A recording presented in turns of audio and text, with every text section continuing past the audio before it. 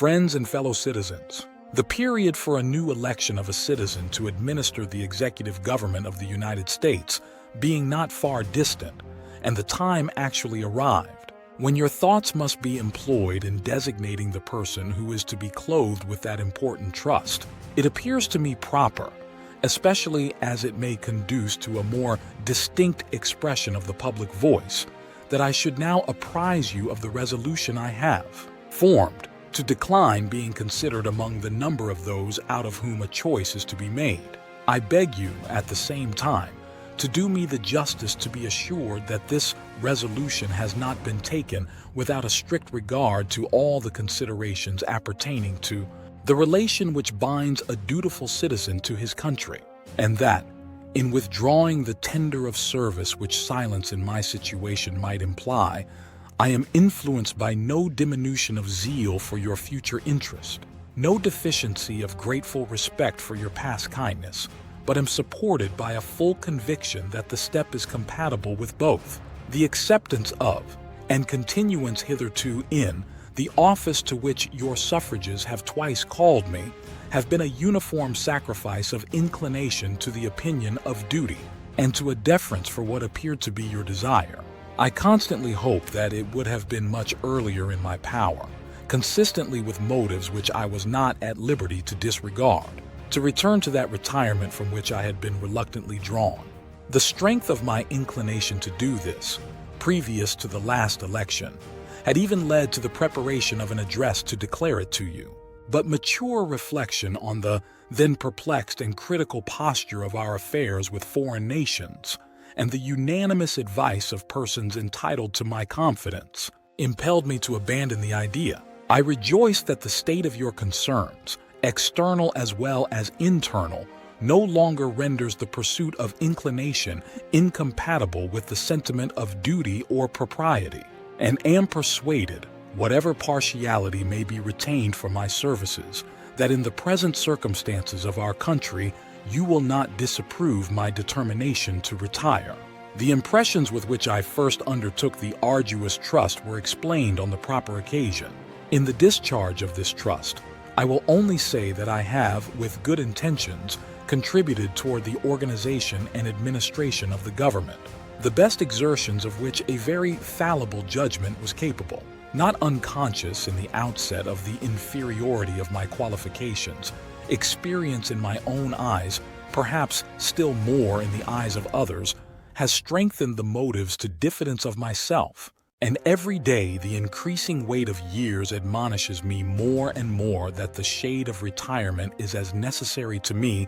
as it will be welcome. Satisfied that if any circumstances have given peculiar value to my services, they were temporary, I have the consolation to believe that, while choice and prudence invite me to quit the political scene, patriotism does not forbid it. In looking forward to the moment which is intended to terminate the career of my public life, my feelings do not permit me to suspend the deep acknowledgment of that debt of gratitude which I owe to my beloved country for the many honors it has conferred upon me, still more for the steadfast confidence with which it has supported me, and for the opportunities I have thence enjoyed of manifesting my inviolable attachment. By services faithful and persevering, though in usefulness unequal to my zeal. If benefits have resulted to our country from these services, let it always be remembered to your praise, and as an instructive example in our annals, that under circumstances in which the passions, agitated in every direction, were liable to mislead, amidst appearances sometimes dubious,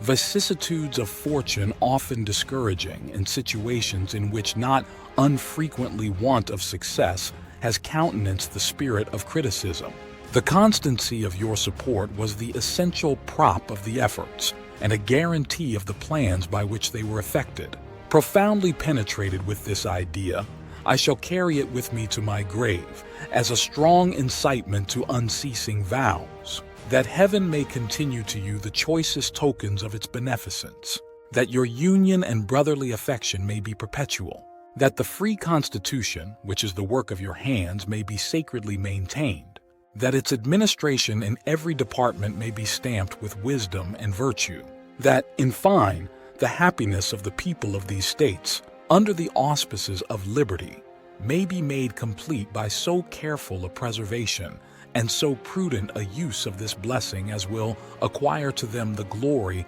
of recommending it to the applause, the affection and adoption of every nation which is yet a stranger to it. Here perhaps I ought to stop, but a solicitude for your welfare, which cannot end but with my life, and the apprehension of danger natural to that solicitude, urge me, on an occasion like the present, to offer to your solemn contemplation, and to recommend to your frequent review,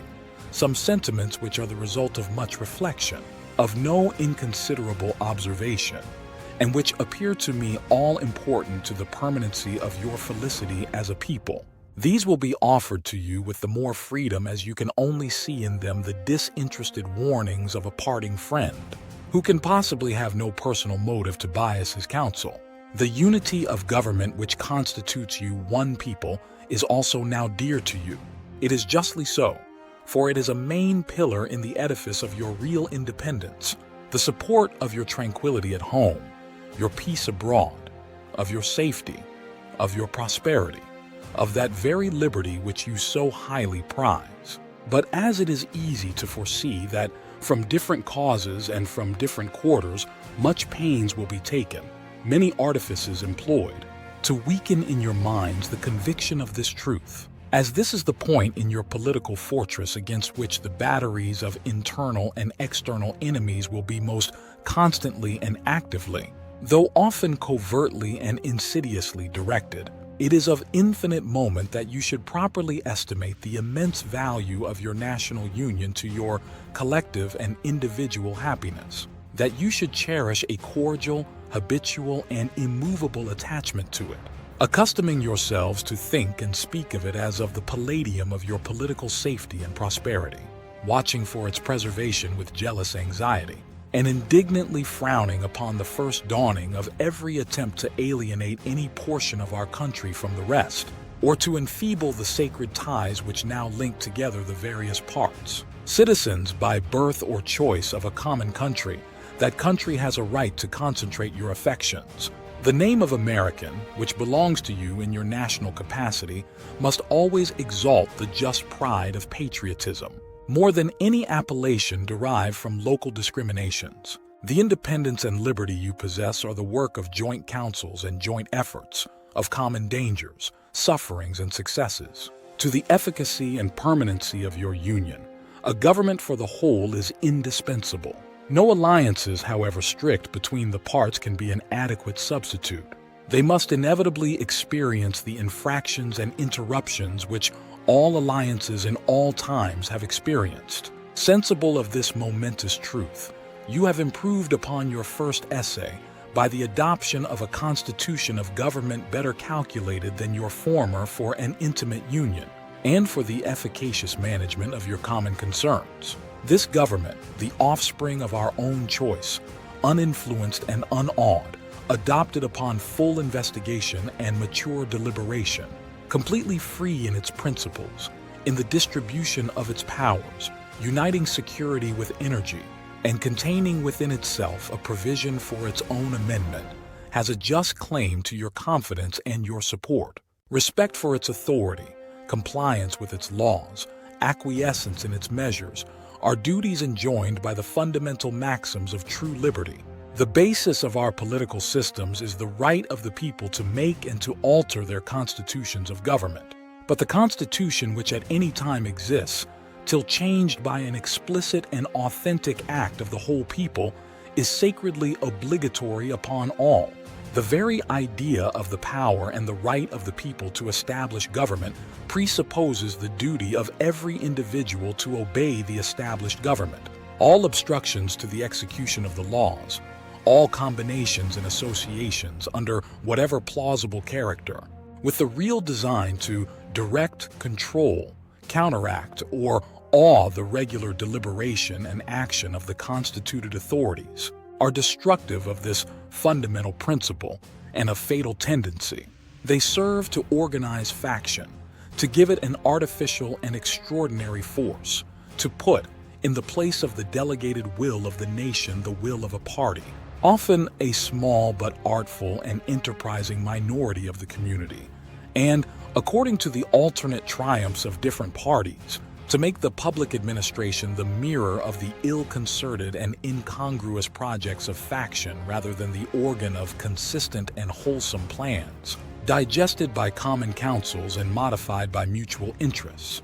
However, combinations or associations of the above description may now and then answer popular ends. They are likely, in the course of time and things, to become potent engines by which cunning, ambitious, and unprincipled men will be enabled to subvert the power of the people and to usurp for themselves the reins of government, destroying afterward the very engines which have lifted them to unjust dominion. Toward the preservation of your government and the permanency of your present happy state, it is requisite not only that you steadily discountenance irregular oppositions to its acknowledged authority, but also that you resist with care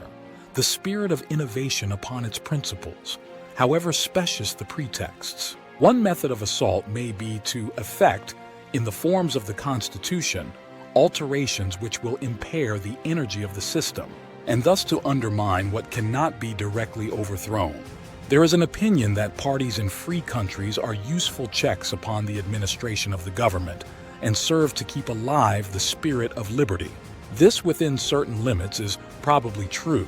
and in governments of a monarchical caste, patriotism may look with indulgence, if not with favor, upon the spirit of party. But in those of the popular character, in governments purely elective, it is a spirit not to be encouraged. It is important, likewise, that the habits of thinking in a free country should inspire caution in those entrusted with its administration, to confine themselves within their respective constitutional spheres, avoiding in the exercise of the powers of one department to encroach upon another. The spirit of encroachment tends to consolidate the powers of all the departments in one, and thus to create, whatever the form of government, a real despotism. A just estimate of that love of power and proneness to abuse it which predominates in the human heart is sufficient to satisfy us of the truth of this position. The necessity of reciprocal checks in the exercise of political power, by dividing and distributing it into different depositories and constituting each the guardian of the public weal against invasions by the others, has been evinced by experiments ancient and modern, some of them in our country and under our own eyes. To preserve them must be as necessary as to institute them. If, in the opinion of the people, the distribution or modification of the constitutional powers be in any particular wrong, let it be corrected by an amendment in the way which the Constitution designates. But let there be no change by usurpation. For though this, in one instance, may be the instrument of good, it is the customary weapon by which free governments are destroyed. The precedent must always greatly overbalance in permanent evil any partial or transient benefit which the use can at any time yield. Of all the dispositions and habits which lead to political prosperity, religion and morality are indispensable supports. In vain would that man claim the tribute of patriotism who should labor to subvert these great pillars of human happiness, these firmest props of the duties of men and citizens. The mere politician, equally with the pious man, ought to respect and to cherish them. A volume could not trace all their connections with private and public felicity. Let it simply be asked,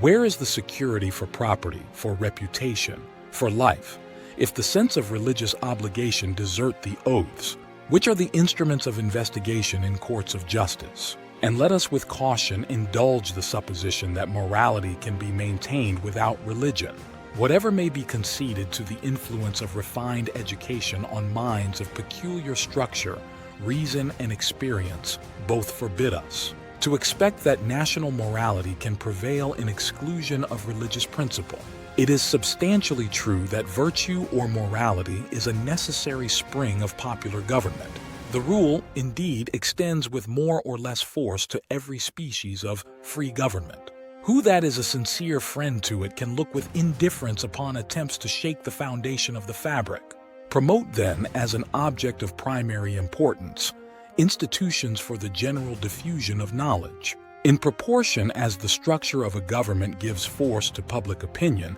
it is essential that public opinion should be enlightened. As a very important source of strength and security, cherish public credit. One method of preserving it is to use it as sparingly as possible, avoiding occasions of expense by cultivating peace, but remembering also that timely disbursements to prepare for danger frequently prevent much greater disbursements to repel it. Avoiding likewise the accumulation of debt, not only by shunning occasions of expense, but by vigorous exertions in time of peace to discharge the debts which unavoidable wars may have occasioned, not ungenerously throwing upon posterity the burden which we ourselves ought to bear. The execution of these maxims belongs to your representatives, but it is necessary that public opinion should cooperate.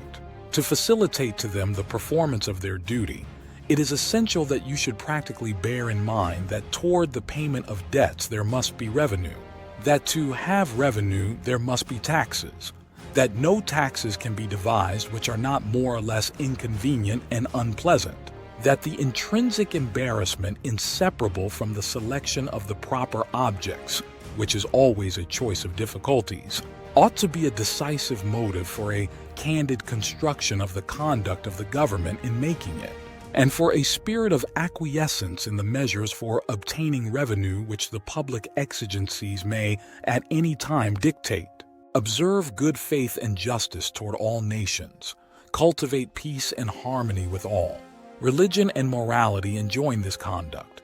And can it be that good policy does not equally enjoin it? It will be worthy of a free, enlightened, and at no distant period a great nation to give to mankind the magnanimous and too novel example of a people always guided by an exalted justice and benevolence. Who can doubt that in the course of time and things the fruits of such a plan would richly repay any temporary advantages, which might be lost by a steady adherence to it? Can it be that Providence has not connected the permanent felicity of a nation with its virtue? The experiment, at least, is recommended by every sentiment which ennobles human nature. Alas, is it rendered impossible by its vices? In the execution of such a plan,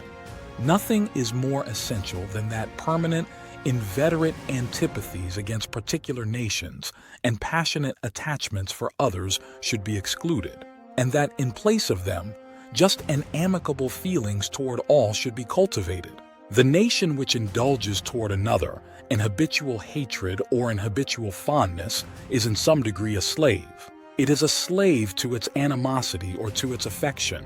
either of which is sufficient to lead it astray from its duty and its interest. Antipathy in one nation against other disposes each more readily to offer insult and injury,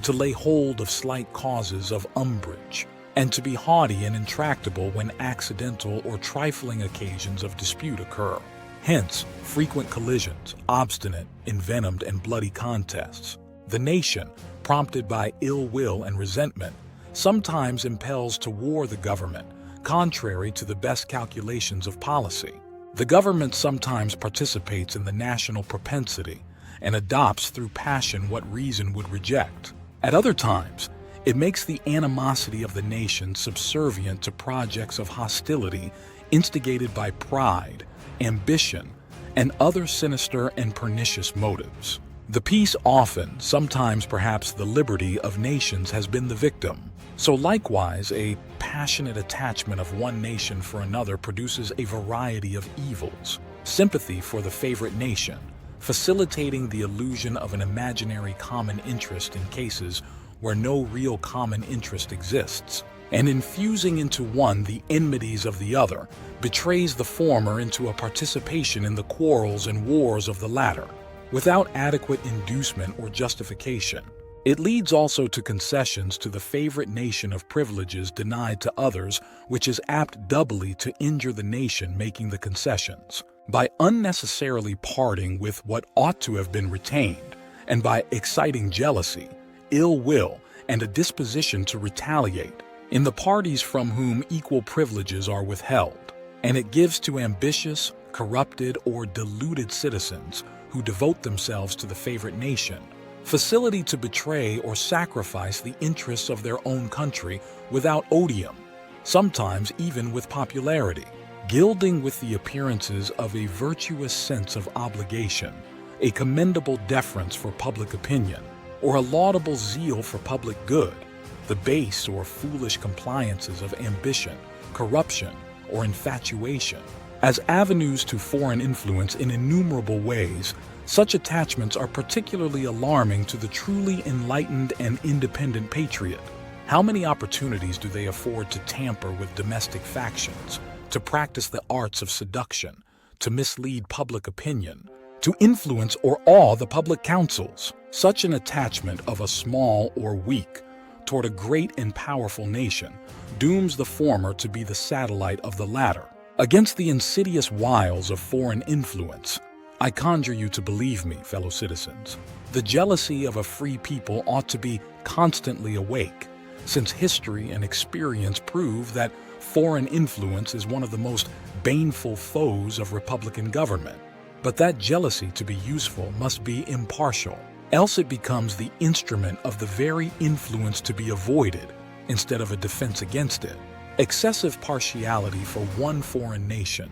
and excessive dislike of another cause those whom they actuate to see danger only on one side and serve to veil and even second the arts of influence on the other. Real patriots who may resist the intrigues of the favorite are liable to become suspected and odious, while its tools and dupes usurp the applause and confidence of the people to surrender their interests. The great rule of conduct for us in regard to foreign nations is, in extending our commercial relations, to have with them as little political connection as possible. So far as we have already formed engagements, let them be fulfilled with perfect good faith. Here let us stop. Europe has a set of primary interests which to us have none or a very remote relation. Hence, she must be engaged in frequent controversies, the causes of which are essentially foreign to our concerns. Hence, therefore, it must be unwise in us to implicate ourselves by artificial ties in the ordinary vicissitudes of her politics, or the ordinary combinations and collisions of her friendships or enmities. Our detached and distant situation invites and enables us to pursue a different course. If we remain one people under an efficient government, the period is not far off when we may defy material injury from external annoyance. When we may take such an attitude as will cause the neutrality we may at any time resolve upon to be scrupulously respected. When belligerent nations, under the impossibility of making acquisitions upon us, will not lightly hazard the giving us provocation, when we may choose peace or war as our interest, guided by justice, shall counsel, why forego the advantages of so peculiar a situation? Why quit our own to stand upon foreign ground? Why, by interweaving our destiny with that of any part of Europe, entangle our peace and prosperity in the toils of European ambition, rivalship, interest, humor, or caprice? 'Tis our true policy to steer clear of permanent alliances with any portion of the foreign world. So far, I mean, as we are now at liberty to do it. For let me not be understood as capable of patronizing infidelity to existing engagements. I hold the maxim no less applicable to public than to private affairs, that honesty is always the best policy. I repeat it, therefore, let those engagements be observed in their genuine sense, but in my opinion, it is unnecessary and would be unwise to extend them, taking care always to keep ourselves by suitable establishments on a respectable defensive posture. We may safely trust to temporary alliances for extraordinary emergencies. Harmony, liberal intercourse with all nations are recommended by policy, humanity, and interest. But even our commercial policy should hold an equal and impartial hand, neither seeking nor granting exclusive favors or preferences, consulting the natural course of things, diffusing and diversifying by gentle means the streams of commerce but forcing nothing, establishing, with powers so disposed, in order to give trade a stable course, to define the rights of our merchants, and to enable the government to support them, conventional rules of intercourse, the best that present circumstances and mutual opinion will permit, but temporary and liable to be from time to time abandoned or varied as experience and circumstances shall dictate, constantly keeping in view that 'tis folly in one nation to look for disinterested favors from another, that it must pay with a portion of its independence for whatever it may accept under that character, that by such acceptance it may place itself in the condition of having given equivalents for nominal favors, and yet of being reproached with ingratitude for not giving more. There can be no greater error than to expect or calculate upon real favors from nation to nation. 'Tis an illusion which experience must cure, which a just pride ought to discard.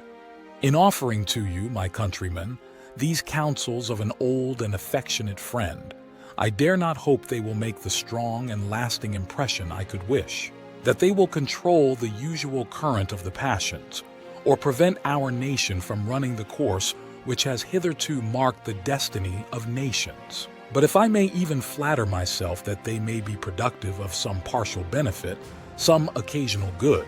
that they may now and then recur to moderate the fury of party spirit, to warn against the mischiefs of foreign intrigue, to guard against the impostures of pretended patriotism, this hope will be a full recompense for the solicitude for your welfare by which they have been dictated. How far in the discharge of my official duties I have been guided by the principles which have been delineated, the public records and other evidences of my conduct must witness to you and to the world. To myself, the assurance of my own conscience is that I have at least believed myself to be guided by them. In relation to the still subsisting war in Europe, my proclamation of the 22d of April 1793 is the index to my plan, sanctioned by your approving voice and by that of your representatives in both houses of Congress. The spirit of that measure has continually governed me, uninfluenced by any attempts to deter or divert me from it. After deliberate examination with the aid of the best lights I could obtain, I was well satisfied that our country, under all the circumstances of the case, had a right to take and was bound in duty and interest to take a neutral position. Having taken it, I determined, as far as should depend upon me, to maintain it with moderation, perseverance, and firmness. The considerations which respect the right to hold this conduct, it is not necessary on this occasion to detail. I will only observe that, according to my understanding of the matter, that right, so far from being denied by any of the belligerent powers, has been virtually admitted by all. The duty of holding a neutral conduct may be inferred, without anything more, from the obligation which justice and humanity impose on every nation, in cases in which it is free to act, to maintain inviolate the relations of peace and amity toward other nations. The inducements of interest for observing that conduct will best be referred to your own reflections and experience. With me, a predominant motive has been to endeavor to gain time to our country to settle and mature its yet recent institutions, and to progress without interruption to that degree of strength and consistency which is necessary to give it, humanly speaking, the command of its own fortunes. Though, in reviewing the incidents of my administration, I am unconscious of intentional error, I am nevertheless too sensible of my defects not to think it probable that I may have committed many errors. Whatever they may be, I fervently beseech the Almighty to avert or mitigate the evils to which they may tend. I shall also carry with me the hope that my country will never cease to view them with indulgence, and that, after 45 years of my life dedicated to its service with an upright zeal, the faults of incompetent abilities will be consigned to oblivion, as myself must soon be to the mansions of rest. Relying on its kindness in this as in other things, and actuated by that fervent love toward it, which is so natural to a man who views it in the native soil of himself and his progenitors for several generations, I anticipate with pleasing expectation that retreat in which I promise myself to realize, without alloy, the sweet enjoyment of partaking, in the midst of my fellow citizens, the benign influence of good laws under a free government, the ever-favorite object of my heart, and the happy reward, as I trust, of our mutual cares, labors, and dangers.